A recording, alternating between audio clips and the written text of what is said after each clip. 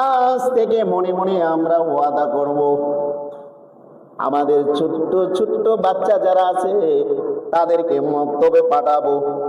তারা যদি বড় হয় তাদেরকে আলেম বানাবো। সুবহানাল্লাহ বলেন না? আলেমের মর্যাদা জানেন কতটুকু?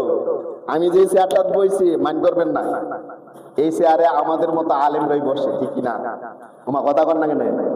এই চেয়ারটার মধ্যে গাড়া বসে আলেম ওলামারা। বলে আপনাকে যদি বলে যে আপনি এই জায়গায় বসেন, আপনি বলবেন মাফ চাই, আমার দ্বারা সম্ভব নয়।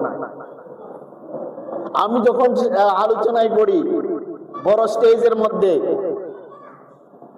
আল্লাহ মাফ করতো, আমার চাচাই যখন থাকে, কিন্তু আমার চাচাই নাই মা জায়গা, আমার চাচাইতে কত উপরে গিয়ে বয়, আমার নিচে বসতে দেয় না। কিতাব কিছু বুঝছেন নি? চেয়ারের মধ্যে মাটির মধ্যে আমি বসতে চাই, আমার কোন তুই এখানে বসিস নাই, কোথায় বস? চেয়ারে গিয়ে বস হুজুরের সাথে। এই সম্মানটা দিছে কেডা? তোমার কথা কর না কেন? এই সম্মান দিছে কেডায়? আল্লাহ। সুবহানাল্লাহ বলেন। এই সম্মানটা দিছে কেডায়? আল্লাহ।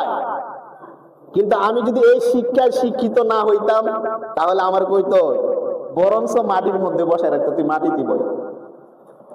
আর স্টেজে বসায়, আমরা যখন স্টেজে বসি তখন আমার বাবাও যদি থাকে, আমার বাবাও চেয়ার ছেড়া দেয়, আমরা দেই নাই, না আপনি বসেন, আপনি মুরব্বী।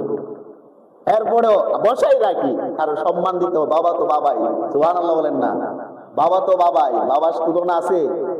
আমার যুবক ভাইরা, বাবাই আমাকে এই পর্যায়ে নিয়েছে, মায়ে আমাকে এই পর্যায়ে নিয়েছে, ঠিক কিনা? আমার মা নিজে না খাইয়া আমারে খাওয়াইছে, নিজের টাকা গুলায়,